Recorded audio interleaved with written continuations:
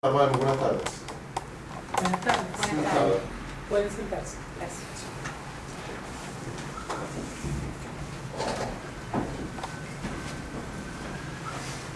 Ciudadano secretario, si desea verificar la identificación de las partes y de sus apoderados judiciales presentes en esta sala de audiencia, así como informar los motivos de este acto de audiencia oral y pública de apelación. Sí, buenas tardes. Los que de la presente audiencia se suscribe al recurso de apelación interpuesto por el abogado Gustavo Méndez, apoderado judicial de la parte actora, contra la decisión de fecha 5 de noviembre de 2012, dictada por el juzgado segundo de primera instancia de juicio de este circuito judicial. Dejo contestar la comparecencia por la parte actora apelante, los abogados Steven Padre, por abogado 137.758, y Gustavo Méndez, por abogado 139.403. De igual manera, damos constancia la comparecencia por la parte demandada de los abogados Maricelis Vázquez, por abogado 105.941, y Rafael Acuña, por abogado 91.478, que consignó instrumentos para el presente acto. Bueno, verificado como ha sido por el ciudadano secretario la presencia en esta sala de audiencia de las partes y de sus apoderados judiciales, damos inicio a este acto que se celebra de conformidad con la norma prevista en el artículo 163 siguiente de la Ley Orgánica Procesal del Trabajo, en virtud del recurso de apelación interpuesto por la parte actora en contra de la sentencia dictada por el juzgado segundo de primera instancia de juicio de este circuito laboral en fecha 5 de noviembre del 2012, según la cual declara sin lugar la demanda incoada por las actoras en contra de la Junta Liquidadora del Banco Federal. Ambas partes tienen la oportunidad de expresar a viva voz los argumentos en los que fundamenta su recurso de apelación. Una primera exposición de 10 minutos, después tendrán la oportunidad de ejercer la réplica y contrarréplica si así lo solicitare la parte recurrente. Si no tenemos ninguna objeción, iniciamos entonces con la exposición de la parte actora recurrente.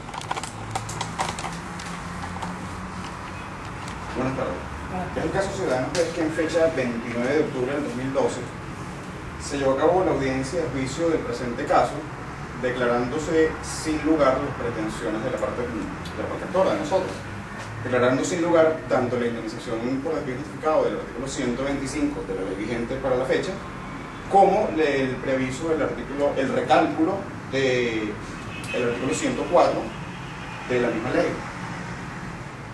Al respecto hay que hacer varias precisiones con respecto al contenido de la sentencia recurrida. Y lo siguiente: el artículo 69 de la Ley Orgánica Procesal del Trabajo establece que la finalidad de la prueba es acreditar los hechos que se exponen y dar certeza al juez sobre los hechos controvertidos. De tal manera que cuando revisamos la valoración que el juez hace de las pruebas promovidas y evacuadas por nosotros, nos encontramos que la prueba de informe que nosotros le solicitamos a la Fiscalía 50ª con competencia nacional, dejamos claro la finalidad de dicha prueba en nuestro escrito de promoción de prueba, que corre inserto en el expediente los folios 62 al 65, y la finalidad de dicha prueba está en el corre inserta al folio 64.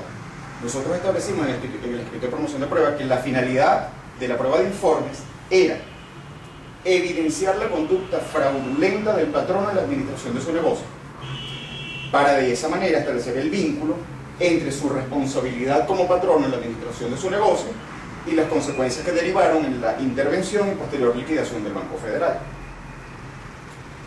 Sin embargo, consta en el expediente, cuando el juez hace la valoración de las pruebas, que él le atribuye a esa prueba una valoración diferente, una finalidad diferente a la que nosotros establecimos como parte promovente de la prueba. Y él desecha esa prueba alegando que la misma no le producía a él certeza en cuanto a la causa de la terminación de la relación laboral. Y es que es insólito que una prueba de informes emanada de la Fiscalía que tiene carácter penal pueda, de alguna manera, evidenciar cuál es la causa de la terminación de la relación laboral, cuando la finalidad de nosotros no era demostrar eso. Era simplemente demostrar la conducta fraudulenta del patrono en la administración de su negocio y cuáles eran los delitos que se le imputan por esos hechos. Eso como primer punto. Como segundo punto, tenemos que en cuanto a las pruebas promovidas por Fogade, el 100% de dichas pruebas fueron documentales y el 90% referido a jurisprudencia, y el juez se pronuncia diciendo que efectivamente no son pruebas y que no las puede valorar, pero luego dice que él le va a dar un carácter referencial a esa sentencia. Pero ese carácter referencial es la forma en la que él está valorando las jurisprudencias que fueron promovidas y evacuadas por la parte demandada, lo cual ya de por sí genera un indicio de que el juez está desacatando una sentencia de la Sala Constitucional que tiene carácter vinculante, que desaplicó el artículo 177 de la LOPTRA a través del control difuso de la constitucionalidad, ya que la única jurisprudencia vinculante en el ordenamiento jurídico venezolano es la emanada de la Sala Constitucional. De tal manera que ahora tenemos un indicio de que el juez de juicio desacató una sentencia vinculante de la Sala Constitucional. Más adelante, tenemos que en el punto referido al preaviso del 104, que el juez declara improcedente, el acuo sostiene que el pago que nosotros estamos reclamando no procede porque según criterio pacífico y reiterado de los tribunales superiores del trabajo como de la Sala de Casación Social, han establecido que el cálculo para el preaviso del 104 debe hacerse bajo el salario básico y no bajo el salario integral, que es lo que nosotros estábamos reclamando. De tal manera que en este punto de la sentencia recurrida sí queda totalmente claro que el juez segundo de juicio desacató una sentencia con carácter vinculante de la Sala Constitucional al aplicar un carácter vinculante, entre comillas, de la jurisprudencia tanto de los tribunales superiores del trabajo como de la Sala de Casación Social, en virtud de lo cual nosotros solicitamos que sea declarada con lugar la presente apelación y sea revocado el presente fallo. Ahora bien, la sentencia a la que me estoy refiriendo de la Sala Constitucional es la de fecha 16 de marzo de 2009, magistrado ponente Marco Tulio Dugarte Padrón, expediente 08-1148. La sentencia fue publicada en Gaceta Oficial y para su difusión se remitió copia a todas las presidencias de los circuitos judiciales del país, así como a los jueces rectores, para que la Sala Constitucional pudiera garantizar que el contenido de dicha sentencia fuese conocido por todos los tribunales de la República y esa conducta no se repitiera y, digamos, no fueran sentenciados casos en virtud de criterios precedentemente establecidos por la jurisprudencia. Por ahora todo se va. Bien. Tiene la palabra la representación judicial de la parte de Mara. Muy buenas tardes, señora juez. Buenas tardes. Nos encontramos el día de hoy acá, indudablemente, para dar respuesta a la apelación de la parte actora, ¿no? Como bien sabemos que nosotros estamos representando, aquí somos de FOGADE, pero estamos representando al ente de liquidación, en este caso el Banco Federal, ¿verdad? Que ha sido la liquidación de los entes financieros, ha sido tomada por el Tribunal Supremo de Justicia como un proceso de quiebra, es decir, el cese de las funciones, ¿verdad? El proceso de quiebra es el proceso mercantil, el cese de las funciones administrativas del ente bancario, ¿verdad? Entonces, por motivos ajenos a la voluntad de las partes, tanto de ellos como de nosotros, nos hemos visto en la imperiosa necesidad de lo que ha sido el pago de estas señoras, ¿verdad? Y contradecimos que aquí no hay la aplicación del artículo 125 de la antigua Ley Orgánica del Trabajo, motivado que no hay un despido justificado, que fue la causa por la cual la contraparte nos trae hasta acá. Él alega un despido justificado y está reclamando el pago del 104 para aquel entonces, que era el pago del preaviso previsto en la Ley Orgánica del Trabajo. Buenas tardes, señora. Buenas tardes. Contraparte. Efectivamente, al estar en un proceso de liquidación, obviamente lo que estamos diluyendo en esta sala es definitivamente si existe, o sea, si efectivamente fue bien aplicada la sentencia en su primera instancia. Por ende, tendría que atacar los 3 puntos de mi contraparte de forma muy rápida, haciendo caso a lo que ellos dicen de la prueba de informe, que el cual el tribunal de primera instancia no le dio valoración suficiente. Es que no le da la valoración suficiente, entendemos y ratificamos obviamente dicha sentencia en función de que lo que se está diluyendo y se está aclarando es si efectivamente era o no correspondiente el pago del 125. 125, a nuestro parecer, y obviamente según criterio reiterado de estos mismos tribunales, no opera en función de que estamos en un proceso de liquidación. Y al estar en un proceso de liquidación hubo una ruptura del hilo laboral por una voluntad, por causa ajena o voluntad de las partes. Entonces, efectivamente no aplica el 125. Entendemos que por eso fue que el juzgado en primera instancia asumió y no le dio valoración probatoria a dicha prueba informe. En el segundo punto que ataca nuestra contraparte en cuanto a las pruebas de Fogae, efectivamente fueron todas sentencias y todas han sido sentencias reiteradas. Por eso ratificamos todas y cada una de las sentencias que fueron acompañadas en el escrito de contestación de la demanda, y efectivamente fueron valoradas en función de la audiencia anterior, o audiencia de primera instancia. En función del punto número 3 que dice nuestra contraparte, en cuanto al preaviso, obviamente entendemos que también el tribunal asumió dicha posición en función de que de no operar el 125, obviamente es casi subsidiariamente que el 104 no operaría. Entonces, una vez más, esta representación de Fogae, en función del banco en intervención como es el Banco Federal, pide a este tribunal que confirme la sentencia de primera instancia y quede declarada sin lugar. ¿Todo esto? Sí. Tiene la representación judicial de la parte autora la oportunidad de poner en atención al derecho de réplica. ¿Hacerlo, doctor? Sí. Tiene 5 minutos para ello. Gracias. Efectivamente, nosotros no estamos atacando la valoración que el juez le dio a la prueba de informe emanada de la Fiscalía. Porque es que no podemos atacar la valoración que el juez hace en virtud de una finalidad que no fue la que nosotros le atribuimos a una prueba. El juez cambió la finalidad que nosotros le dimos a la prueba de informe, y en virtud de esa variación que él hizo de nuestra finalidad, él hace una valoración. Son dos cosas absolutamente diferentes.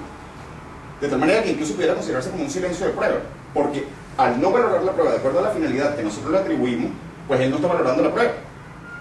Lo está tomando a la manera como él cree que debe ser, pero los promoventes de la prueba somos nosotros, y nosotros le atribuimos la finalidad que ella merece de acuerdo a la ley que nos obliga a establecer el objeto de la prueba. En segundo lugar, la Junta, los representantes de Fogae aducen que se asemeja a la quiebra. Pues bien, el Código de Comercio, que es, digamos, el cuerpo normativo que regula la institución de la quiebra, establece 3 tipos de quiebra: fortuita, sobrevenida y fraudulenta.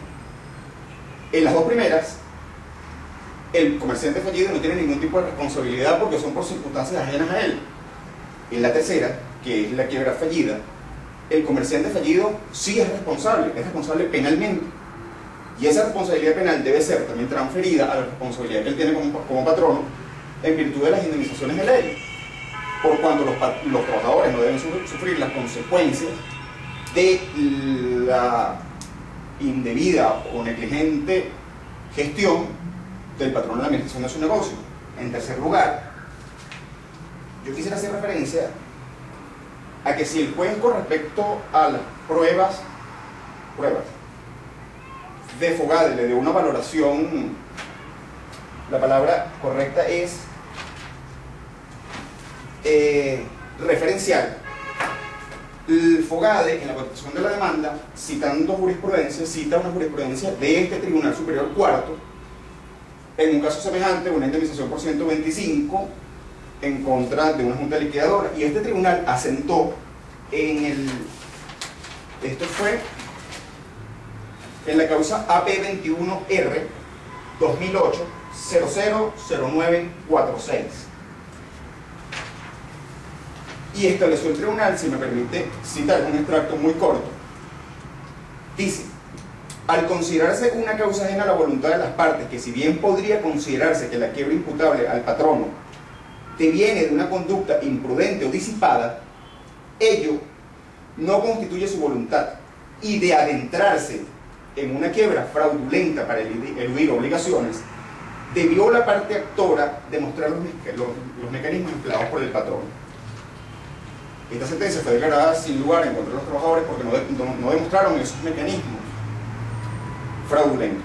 Nosotros, a través de la prueba de informe emanada de la Fiscalía 50ª con competencia nacional, estábamos demostrando esos mecanismos fraudulentos a través de los cuales el patrono disipó el patrimonio del Banco Federal, lo cual produjo la intervención y posterior liquidación. Pues bien, nosotros que sí probamos esa conducta fraudulenta, mutatis mutandi, y por argumento contrario, nuestra demanda debería ser declarada con lugar y esta apelación debería ser declarada con lugar revocando el presente fallo. De tal manera que si el juez, con respecto a las jurisprudencias promovidas por la parte demandada, le dio una valoración referencial, bueno, pues pareciera que esa valoración referencial fue bastante acomodaticia a lo que el juez considera que es correcto y ajustado a derecho, porque del cúmulo de jurisprudencia que la parte demandada promovió y evacó en juicio, pues eran incluso contradictorias. Algunas algunas dicen, bueno, es un acto de imperio, otras dicen es un hecho del príncipe, otras dicen que no hay responsabilidad del patrono por diferentes consideraciones. Entonces pareciera que fue una valoración referencial bastante acomodaticia la que hizo el ciudadano juez a los fines de declararse en lugar la presente demanda. Por ahora es todo, no sé si deseas agregar. Tiene la palabra la representación judicial de la parte demandada. Bueno, juez, contraparte, vuelvo y ratificamos en cada una de sus partes la sentencia proferida por el juzgado de primera instancia, en donde efectivamente se determinó que efectivamente no procedía el 125 y por ende el 104 de la antigua Ley Orgánica del Trabajo. En contraparte vuelve a deducir la finalidad de la prueba de informe. Bueno, creo y entendemos que el Tribunal Acuo o el Tribunal de Primera Instancia determinó que efectivamente, y repetimos nuevamente, que no se estaba dilucidando si efectivamente entrábamos en ese proceso referencial de esa prueba. Lo que se estaba dilucidando era si efectivamente se debía o se le debía cantidades correspondientes a una indemnización de despido injustificado establecida en el 125. Por ende, creo que efectivamente el tribunal, usando sus máximas de experiencia, determinó que no eran aplicables, que no era aplicable y desestimó su valor probatorio. En cuanto a la quiebra, asumimos que efectivamente el proceso de liquidación en el cual se subsumió el Banco Federal se asemeja tal cual a una quiebra y suspende la relación laboral de las personas que tampoco son culpables ellas mismas de esa quiebra como tal. Tendría que demostrarse efectivamente, y son los tribunales bien en materia penal y contencioso administrativo que están dilucidando la materia de quiebra como tal.